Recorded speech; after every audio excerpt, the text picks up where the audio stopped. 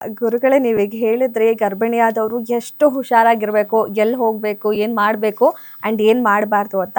And ಇವಾಗ ಈ ಸಮಯದಲ್ಲಿ ಯಾವೆಲ್ಲ ರಾಶಿ ಗರ್ಭಿಣಿಯವರು ಯಾವ ರೀತಿ ಎಚ್ಚರಿಕೆಯಿಂದ ಇಡಬೇಕು, ಏನು ಮಾಡಬೇಕು ಅಂತ? ನೋಡಿ, ಈಗ ತತ್ಕಾಲದಲ್ಲಿ ಅಂದರೆ ಇವಾಗ ಪ್ರೆಸೆಂಟ್, ಇವಾಗ ಈ ದಿನಗಳಲ್ಲಿ, ಈ ತಿಂಗಳುಗಳಲ್ಲಿ, ಈ ವರ್ಷದಲ್ಲಿ ಯಾರು ಎಚ್ಚರಿಕೆಯಿಂದಿರಬೇಕು ಅಂತಂದರೆ ನೋಡಿ, ಮೊದಲನೇದು ಬಂದು ಮೇಷರಾಶಿಯವರು. ನೋಡಿ, ಅವರಿಗೆ ಈಗ ಗೋಚಾರ ಫಲದಲ್ಲಿ ಪಂಚಮದಲ್ಲಿ ಕೇತು. ನೋಡಿ, ಯಾಕೆ ಅಂದರೆ ಹಿಂದಿನ ಮನೆಯಲ್ಲಿ 7.5 ನಡೀತಾ ಇದೆ, ಜೊತೆಗೆ ಪಂಚಮದಲ್ಲಿ ಕೇತು ಇದ್ದಾಗ ಅವರು ದಯವಿಟ್ಟು ಹುಷಾರಾಗಿರಬೇಕು. ಮೇಷರಾಶಿಯವರು ಪಂಚಮದಲ್ಲಿ ಕೇತು ಇದ್ದರೆ ಜಠರ ರೋಗಾನಾಂ ಪಿಶಾಚ ಪೀಡಾನಾಂ ಅಂತ ಹೇಳ್ತಾರೆ. ಯಾಕೆಂದರೆ ಆಗಲೇ ನಿಮ್ಗೆ ತಿಳಿಸಿದೆ, ಯಾರಿಗೆ ಪಂಚಮದಲ್ಲಿ ಕೇತು ಇದ್ದಾಗ ಪಿಶಾಚ ಪೀಡೆ ಅಂತಂತಂದರೆ ಕೂದಲೆಲ್ಲ ಬಿಟ್ಕೊಂಬಿಟ್ಟು ಅದನ್ನು ಜಡೆನೂ ಹಾಕದೆ ಈಚೆಲ್ಲ ತಿರುಗಾಡಬಾರ್ದು. ಯಾರು ಯಾವುದೇ ಕಾರಣಕ್ಕೂ ಹೆಣ್ಣು ಮಕ್ಕಳು ಜಡೆಯನ್ನು ಬಿಟ್ಕೊಂಡು ತಿರುಗಾಡಬಾರ್ದು. ಅದಕ್ಕೆ ಮೇಷರಾಶಿಯವರು ಕೇತು ಪಂಚಮದಲ್ಲಿರೋದ್ರಿಂದ ದಯವಿಟ್ಟು ತುಂಬ ಎಚ್ಚರಿಕೆಯಿಂದ ಇರಬೇಕಾಗತ್ತೆ. ಆಮೇಲೆ ಒಳ್ಳೆಯ ಸುದ್ದಿಯನ್ನು ನೋಡಿ, ಒಳ್ಳೆಯ ಶ್ಲೋಕವನ್ನು ಕೇಳಿ, ಅದು ಬಿಟ್ಬಿಟ್ಟು ಯಾವುದೋ ಒಂದು ಫಿಲಿಮು, ತುಂಬ ಎಕ್ಸೈಟ್ ಆಗೋ ಫಿಲಿಮು, ತುಂಬ ಅಳೋ ಫಿಲಿಮ್ ಹಾಕ್ಕೊಳ್ಳೋದು, ಇಲ್ಲ ತುಂಬ ಕರ್ಕಶವಾದ ಶಬ್ದ, ಇಂಥವುಗಳನ್ನ ಮಾಡಬೇಡಿ. ಆಮೇಲೆ ಗರ್ಭಿಣಿ ಹೆಂಗಸರು ಕಾಲು ಚಾಚಿ ಕೂತ್ಕೋಬಾರ್ದು, ಯಾವತ್ತು ಕಾಲನ್ನು ಮುಂದಕ್ಕೆ ಚಾಚಿ ಕೂತ್ಕೋಬಾರ್ದು. ಅದಕ್ಕೆ ಮೇಷರಾಶಿಯವರು ದಯವಿಟ್ಟು ಕೇತು ಪಂಚಮದಲ್ಲಿರೋದ್ರಿಂದ ದೇವಿ ಮಹಾತ್ಮೆ ಅಂತ ಪುಸ್ತಕ ಸಿಗುತ್ತೆ, ಆ ಪುಸ್ತಕವನ್ನು ತೊಗೊಂಡು 9ನೇ ತಿಂಗಳ ತನಕ ದಯವಿಟ್ಟು ಆ ಪುಸ್ತಕವನ್ನು ಓದಿ ಮೇಷರಾಶಿಯವರಿಗೆ ಕೇತುವಿನ ದೋಷ ಪರಿಹಾರ ಆಗುತ್ತೆ. ಇನ್ನು 2ನೇ ರಾಶಿ ವೃಶ್ಚಿಕ ರಾಶಿ ಅಂತೀವಿ.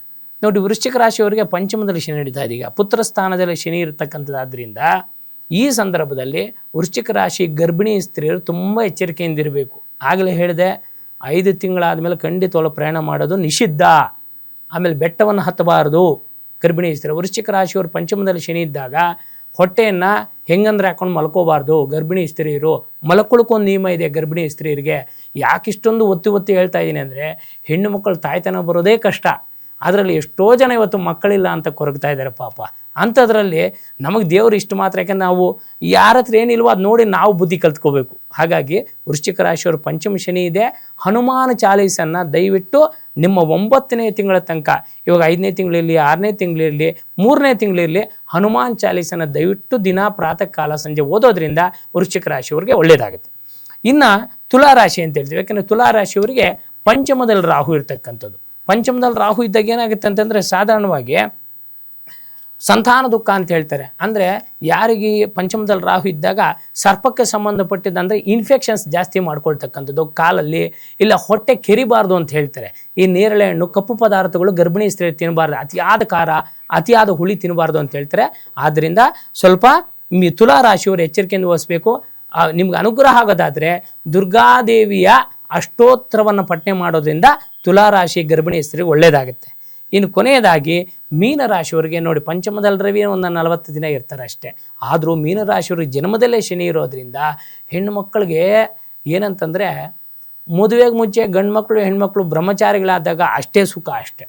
ಮದುವೆ ಆದಮೇಲೆ ಖಂಡಿತವಾಗ್ಲೂ ಕೂಡ ಹೆಣ್ಣು ಅಂತಕ್ಕಂಥ ಪದಕ್ಕೆ ಅರ್ಥ ಏನಂತಂದರೆ ಹೊಸ ವಾತಾವರಣ, ಹೊಸ ಮನೆ, ಹೊಸ ಕ್ಯಾರೆಕ್ಟರ್ಗಳು, ಹೊಸ ಕೆಲಸ, ಹೊಸ ಟೇಸ್ಟು, ಇಷ್ಟು ಅಡ್ಜಸ್ಟ್ ಮಾಡ್ಕೋಬೇಕು ಪಾಪ ಹೆಣ್ಮಗಳು. ಅದೋರ್ ತನಕ ಬೆಳೆದಿರ್ತಾಳೆ, ತಂದೆ ತಾಯಿ ಮನೆಯಲ್ಲಿ ಚೆನ್ನಾಗಿ ರೋಪ್ ಹಾಕ್ಕೊಂಡು, ತಂದೆ ತಾಯಿಗಳ ಮೇಲೆ ಚೆನ್ನಾಗಿ ಕುಣಿದಾಡ್ಕೊಂಡು, ಎಲ್ಲ ರೇಕ್ಕೊಂಡು ಕೋಪ ಮಾಡ್ಕೊಂಡು ಬೆಳೆದಿರುತ್ತೆ ಪಾಪ ಹೆಣ್ಣುಮಗಳು. ಅಷ್ಟು ವರ್ಷ ಬೆಳೆದವಳು ಆ ಹೆಣ್ಮಗು ಮದುವೆ ಅನ್ನಕ್ಕಂತಕ್ಕ ಒಂದೇನು ತಾಳೆಯಿಂದ ಬಂದಕ್ಕೆ ಹೊಸ ಮನೆಗೆ ಹೋಗುತ್ತೆ ಪಾಪ. ಆ ಹೆಣ್ಮಗು ತಾಯ್ತನ ಆದಾಗ ಎಲ್ಲರೂ ಏನು ಮಾಡ್ತಾರೆ, ನನ್ನ ಅನಿಸಿಕೆ ಹೇಳ್ತಿದ್ದೀನಿ, ತಾಯ್ತನ ಆದಾಗ 9ನೇ ತಿಂಗಳು ಪಾಪ ತವ್ರ ಮನೆಗೆ ಕರ್ಕೊಂಬರ್ತಾರೆ. ನಮ್ಗೊಂದೊಂದು ಸತಿ ಅನಿಸುತ್ತೆ, 9ನೇ ತಿಂಗಳು ಬದಲು 5 ತಿಂಗಳಿಗತ್ತೆ ಕರ್ಕೊಂಬಂದು ತವ್ರ ಮನೆ ಬಿಟ್ಟರೆ ಸುಭಿಕ್ಷವಾಗಿರ್ತಾರೆ ಹೆಣ್ಮಕ್ಳು. ನನ್ನ ಅನಿಸಿಕೆ ಅಷ್ಟೇ ಹೇಳ್ತಿರೋದು.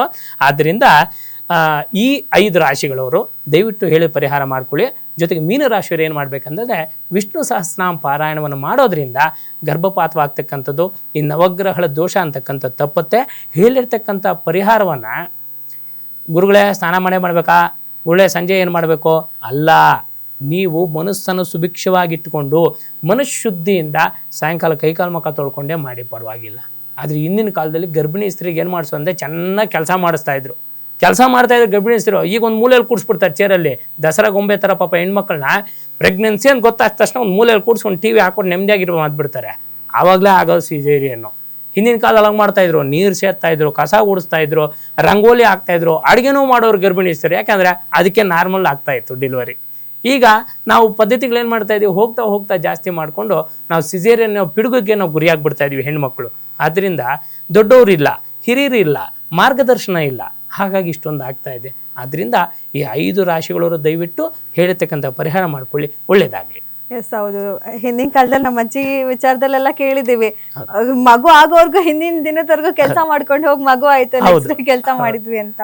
ಎಸ್ ಗುರುಜಿ, ಮತ್ತೊಂದು ಈ ಸರ್ಪ ಶಾಪ ಅನ್ನೋದೊಂದು ಕೇಳಿದ್ದೇನೆ. ಈ ಸರ್ಪ ದೋಷಕ್ಕೂ ಈ ಮಕ್ಕಳ ಭಾಗ್ಯಕ್ಕೂ ಏನಾದ್ರು ಸಂಬಂಧ ಇರುತ್ತಾ? ಅದರಿಂದನೂ ತೊಂದರೆ ಆಗತ್ತಾ ಅಂತ? ಹೌದಮ್ಮ. ಈಗ ಕೆಲವೊಂದು ಬಾರಿ ಏನಾಗುತ್ತೆ ಅಂದ್ರೆ ಸರ್ಪ ಅಂಡ ನಾಶ ನೋಡಿ, ಪೂರ್ವ ಪುಣ್ಯ ಸ್ಥಾನದಲ್ಲಿ ಅಂದ್ರೆ 5ನೇ ಮನೆಯಲ್ಲಿ, 2ನೇ ಮನೆಯಲ್ಲಿ ಕುಜ ರಾಹು ಕೇತುಗಳ ಸಂಪರ್ಕ ಬಂದಾಗ, ದೃಷ್ಟಿ ಬಂದಾಗ ಏನಾಗಿರುತ್ತೆ ಅಂತಂದ್ರೆ ಸಾಧಾರಣವಾಗಿ ಮಕ್ಕಳಾಗ್ಲಿಲ್ಲ ಅಂದ ತಕ್ಷಣ ಜನರಲ್ ಆಗಿ ಏನ್ ಮಾಡ್ತಾರೆ, ಕೆಲವರು ಸರ್ಪದೋಷ ಅಂದ್ಬಿಡ್ತಾರೆ. ಈ ಸರ್ಪದೋಷದಲ್ಲಿ ಏನಾಗುತ್ತೆ ಅಂತಂದ್ರೆ ನಮ್ಮ ಸ್ಪೈನಲ್ ಕಾರ್ಡಲ್ಲಿ, ನಮ್ಮ ಬೆನ್ನಿನ ಮೂಳೆಯಿಂದ ಏನಿದೆ, ನಮ್ಮ ಈ ಸೆಲೆಬ್ರಮ್ ತನಕ ಅಂದ್ರೆ ಸಹಸ್ರಾರ ಚಕ್ರ ತನಕ ಈ ರೀತಿಯಾಗಿದೆ ನಮ್ಮ ತಲೆಯಲ್ಲಿ ನರಗಳು. ಹಾಗಾಗಿ ಕುಂಡಲಿನಿ ಶಕ್ತಿ ಅಂತ ಯೋಗಶಾಸ್ತ್ರದಲ್ಲಿ ಹೇಳ್ತಾರೆ. ಅದಕ್ಕೆ ಸರ್ಪಕ್ಕೂ ಮನುಷ್ಯನಿಗೆ ಏನು ಸಂಬಂಧ ಅಂತಂದ್ರೆ, ಈ ಸರ್ಪದೋಷ ಇದ್ದಾಗ ಸರ್ಪ ಅಂಡನಾಶ, ಸರ್ಪದ ಮೊಟ್ಟೆಗಳನ್ನು ನಾಶ ಮಾಡಿರೋದು. ಸರ್ಪ ಬಿಲಚ್ಛೇದನ, ಹುತ್ತನ್ನು ಕಟ್ಟೋದೇ ಬೇರೆ, ಹುತ್ತದಲ್ಲಿ ವಾಸ ಮಾಡೋದೇ ಹಾವು. ಎಲ್ಲ ಹುತ್ತುಗಳಲ್ಲೂ ಸರ್ಪ ಇರಲ್ಲ, ಆದರೆ ಆ ಹುತ್ತವನ್ನು ಕಂಡಾಗ ಭಕ್ತಿಯಿಂದ ನಮಸ್ಕಾರ. ಸರ್ಪ ಬಿಲಚ್ಛೇದನ ಮಾಡಿದ್ರೆ ಶುಕ್ಲ ಕೃಷ್ಣ ಪಕ್ಷ ಮೈಥುನ ದರ್ಶನ. ನೋಡಿ, ಎಲ್ಲೋ ಒಂದು ಕಡೆ ಮನೆಯಲ್ಲಿ ಕೆಲವು ಏನಾಗುತ್ತೆ, ಸರ್ಪ ಸಾನ್ನಿಧ್ಯ ಇದ್ದಾಗ ಮನೆ ಉತ್ತರ ದಿಕ್ಕಿಗೆ ಏನಾದರೂ ಹುತ್ತ ಇದ್ದರೆ ಆ ಮನೆಯಲ್ಲಿ ಮಕ್ಕಳು ಸೆಂಟ್ರಲ್ ಗೌರ್ಮೆಂಟ್ ಕೆಲಸ ಆಗುತ್ತೆ. ಮನೆಯ ಪೂರ್ವದಲ್ಲಿ ಹುತ್ತ ಇದ್ದರೆ ಅವ್ರು ಸ್ಟೇಟ್ ಗೌರ್ಮೆಂಟಲ್ಲಿ ಕೆಲಸ ಆಗುತ್ತೆ, ಬೇಕಾದ್ರೆ ಪರೀಕ್ಷೆ ಮಾಡ್ಕೊಳ್ಳಿ. ಎರಡನೇದಾಗಿ ಈ ಸರ್ಪದೋಷ ಇರೋರಿಗೆ ಏನಾಗುತ್ತೆ ಅಂದರೆ, ಮಕ್ಕಳು ಹುಟ್ಟಲ್ಲ ಅಂತಲ್ಲ, ಮಕ್ಕಳು ಹುಟ್ಟುತ್ತೆ. ಆದರೆ ಇವಾಗ ಯಾರೋ ಪಾಪ ಹಿಂದೆ ಒಬ್ರು ಕಾಲರ್ ಮಾಡಿದ್ರಲ್ಲ, ಅವ್ರು ಹೇಳ್ತಾ ಇದ್ರು ಗುರುಳೆ ಹಾರ್ಟಲ್ಲಿ ಹೋಲ್ ಆಗಿತ್ತು ಅಂತ. ನೋಡಿ, ಈ ಥರ ಆದಾಗ ಏನಾಗುತ್ತೆ, ಗರ್ಭಿಣಿ ಆದ 3ನೇ ತಿಂಗಳಲ್ಲೂ ಗೊತ್ತಾಗಲ್ಲ, ಅದು 6ನೇ ತಿಂಗಳಲ್ಲಿ 7ನೇ ತಿಂಗಳಲ್ಲಿ ಹಾರ್ಟ್ ಉತ್ಪತ್ತಿ ಆಗೋದು. ಯಾಕಂದ್ರೆ ನಮ್ಮ ಒಂದೇ ಸತಿ ಎಲ್ಲ ಅಂಗಗಳು ಬರಲ್ಲ. ಹಾಗಾಗಿ ಏನಾಗುತ್ತೆ, ಆ ಸರ್ಪದೋಷ ಇದ್ದಾಗ ಈ ಥರ ಸಮಸ್ಯೆಗಳೆಲ್ಲ ಉಂಟಾಗುತ್ತೆ. ಅದಕ್ಕೆ ತಿಳಿದೋ ನಾವು ಇವಾಗ ತಿಳಿದು ಮಾಡಿದ್ರೆ ತಪ್ಪು, ತಿಳಿದೇ ಮಾಡೋದು ತಪ್ಪಲ್ಲ. ಈ ಗಾಡಿ ಹಚ್ಕೊಂಡು ಹಾವಿನ ಮೇಲೆ ಗಾಡಿ ಹಚ್ಕೊಂಡು ಬಂದ್ಬಿಡ್ತೀವಿ, ಅದು ಬೇಕಿದ್ದಂಗೆ ಮಾಡಿರಲ್ಲ. ಎಲ್ಲೋ ಪ್ರಯಾಣ ದರ್ಶನಕ್ಕೆ ಹೋಗ್ತಿರ್ತೀರ, ಗಾಡಿ ಹಚ್ಕೊಂಡು ಹೋಗ್ಬಿಡ್ತೀರ, ಅದು ನಿಮ್ಮ ತಪ್ಪೇನಿದೆ? ಆದರೂ ಕೂಡ ಅದನ್ನು ನೋಡಿದಾಗ ಅದು ತಪ್ಪಾಗುತ್ತೆ. ಅದಕ್ಕೆ ಸರ್ಪದ ವಿಚಾರದಲ್ಲಿ, ಸರ್ಪಶಾಪದ ವಿಚಾರ ಮಾತಾಡ್ಬೇಕಂತಂದರೆ ಸಾಧಾರಣವಾಗಿ ಹೆಣ್ಣು ಗಂಡಿನ ಎರಡೂ ಜಾತಕಗಳಲ್ಲಿ ಯಾವುದಾದ್ರೂ ಒಂದು ಜಾತಕದಲ್ಲಿ ಸರ್ಪದೋಷ ಇರುತ್ತೆ. ಹಂಗಿದ್ದಾಗ ಏನು ಮಾಡ್ತೀವಿ ಅಂದರೆ, ಹುಡುಗನ ಜಾತಕದಲ್ಲಿ ಸರ್ಪದೋಷ ಇಲ್ಲ ಅಂದ್ರೆ ಅದು ಖಂಡಿತವಾಗಿ ತೊಂದರೆ ಆಗಲ್ಲ. ಶುಭಗ್ರಹಗಳ ದೃಷ್ಟಿ ಇದ್ರೂ ತೊಂದರೆ ಆಗಲ್ಲ. ಈಗಿನ ಜ್ಯೋತಿಷಿಗಳು ಏನು ಮಾಡಿಬಿಟ್ಟಿದ್ದಾರೆ ಅಂದರೆ, ಸರ್ಪಶಾಪ ಕುಜುದೋಷ ಅಂದರೆ ಮುಗಿದೋಯ್ತು, ಅದಕ್ಕೆ ಇನ್ನೊಂದು ಬಣ್ಣ ಕಟ್ಟಿ ಅದಕ್ಕೆ ಇನ್ನೇನೇನೋ ಉಪಚಾರಗಳು ಪರಿಹಾರಗಳು ಹೇಳ್ಬಿಡ್ತಾರೆ. ಆದರೆ ಬರೀ ಹೆಣ್ಣಿನ ಜಾತದಿಂದ ಆಗಲ್ಲ, ಗಂಡನ ಜಾತಕನೂ ನೋಡಬೇಕಾಗತ್ತೆ. ಅದಕ್ಕೆ ಈ ರೀತಿಯಾಗಂಥ ಸರ್ಪಶಾಪ ಇದ್ದಾಗ ಹುಟ್ಟಿದಂಥ ಮಕ್ಕಳು ಉಳಿಯಲ್ಲ. ಹುಟ್ಟಿದ್ರು ಕೂಡ ಕಿವುಡ್ರೋ, ಮೂಗ್ರೋ ಅಥವಾ ಬ್ಲೈನ್ ಆಮ್ರೇಜ್ ಆಗಿರೋದೋ ಇರ್ತಕ್ಕಂಥ ಮಕ್ಕಳಾಗತ್ತೆ. ಅದನ್ನು ಜಾತಕದಲ್ಲಿ ಮುಂಚೆನೇ ನೋಡಿಕೊಂಡ್ರೆ ತಕ್ಕನಾದ ಪರಿಹಾರವನ್ನು ಖಂಡಿತ ಮಾಡ್ಬೋದು.